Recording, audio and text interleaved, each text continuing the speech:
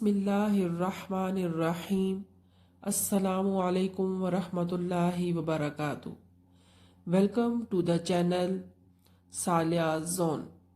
Respectable audience, اگر آپ اس channel پر نئے ہیں تو پلیز ویڈیو کی جانب بڑھنے سے پہلے اس چینل کو لائک، شیئر اینڈ سبسکرائب لازمی کر دیجئے۔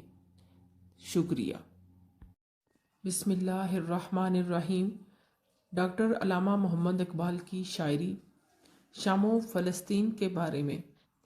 رندان فرانسیس کا مے خانہ سلامت، رندان فرانسیس کا مے خانہ سلامت، پر ہے مے گل رنگ سے ہر شیشہ حلب کا، ہے خاک فلسطین پر یہودی کا اگر حق، ہے خاک فلسطین پہ یہودی کا اگر حق، ہسپانیہ پر حق نہیں کیوں اہل عرب کا، مقصد ہے ملوکیت انگلیس کا کچھ اور، قصہ نہیں نارنج کا یا شہد و رطب کا۔ مزید علامہ محمد اقبال فرماتے ہیں، فلسطینی عرب سے یہودی انگریزوں کی سرپرستی میں فلسطین آنے لگے تو عربوں کے لیے ایک خوفناک مصیبت پیدا ہو گئی۔ کئی مرتبہ ایسی نوبت آئی کہ عربوں نے جمعیت اقوام اور حکومت برطانیہ دونوں سے درخواستیں کی کہ اس مصیبت کو ختم کیا جائے، لیکن کچھ نتیجہ نہ نکلا۔ اقبال نے انہیں یہ پیغام دیا کہ خودی کی پرورش کرو اور اس سے کام لو، اسی میں تمہاری نجات ہے۔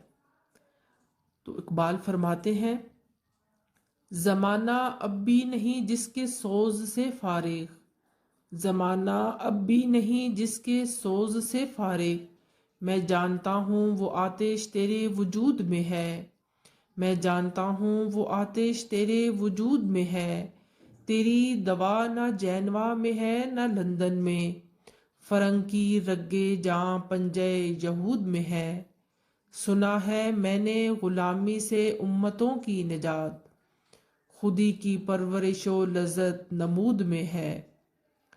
اسی طرح علامہ اقبال ایک اور جگہ فرماتے ہیں یورپ اور یہود کے بارے میں، یہ عیش فراواں یہ حکومت یہ تجارت، یہ عیش فراواں یہ حکومت یہ تجارت، دل سینہ بے نور میں محروم تسلی، تاریک ہے افرنگ مشینوں کے دھوئیں سے، یہ وادی ایمن نہیں شایان تجلی، ہے نزا کی حالت میں یہ تہذیب جواں مرگ، شاید ہوں کلیسا کے یہودی متولی۔ جزاک اللہ، شکریہ، اللہ حافظ۔